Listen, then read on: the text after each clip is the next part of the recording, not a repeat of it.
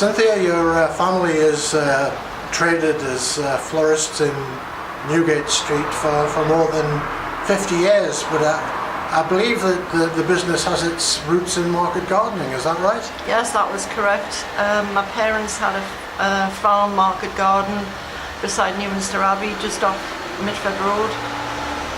And at some stage they decided to branch out and do a shop. That's right, they decided that life could be a little bit easier if we had a shop in Morpeth. And so where did they set up business?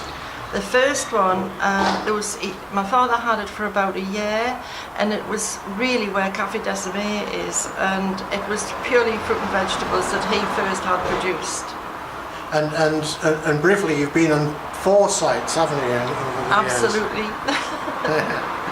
Now, when you look back to those early days, I mean, how sort of old were you when you started working the shop? I was about 19. And what do you remember about the businesses that were close by you then, your immediate neighbours? Oh, we had some lovely people beside us.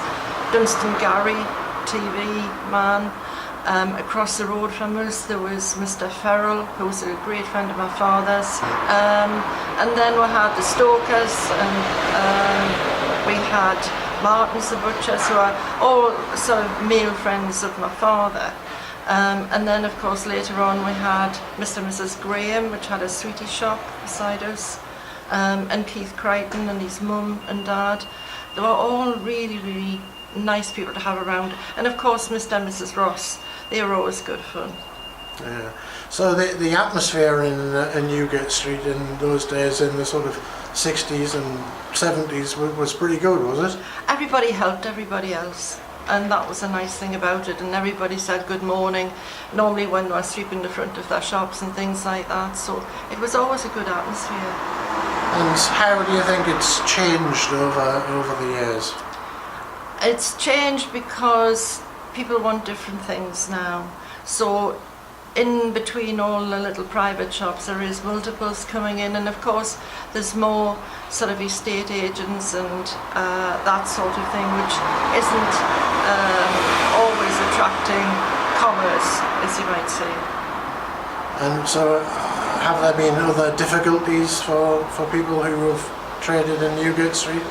I would say something to do with traffic and generally costs of having a small business. The overheads were considerable for some time, and I think people also have to understand that it's really, really hard work when you're an individual trader. But is it still a good street to work in? Oh yes, of course. I mean, there is plenty of variety on the street for people if they would care to walk this far up into Newgate Street. So there is, you know, nice shops and good people running them.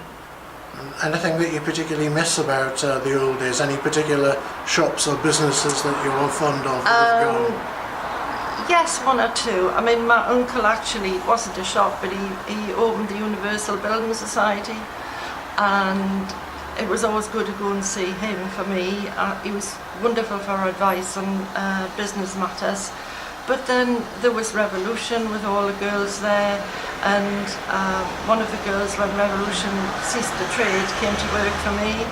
And there was plenty of bustle. There was a lot of people doing things that you needed, like Decaflare, or you could go and get wallpaper and paint if you wanted to, with really good advice, and clothes with Joan Shaw and Lartienda.